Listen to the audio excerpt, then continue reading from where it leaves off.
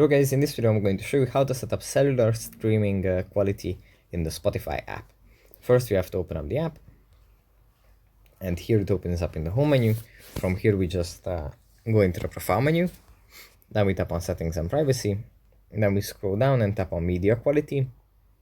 Here if you scroll down again, we have cellular streaming quality, and here we can select from 5 different settings. Automatic, low, normal, high, and very high. Automatic meaning that the app is going to adapt to the quality of internet that we have access to, and then play the music at the best quality that can be reached with that internet speed that we have available. So yeah, that's basically it for this video. I hope it was helpful for you guys, and I'll see you in the next one. Bye.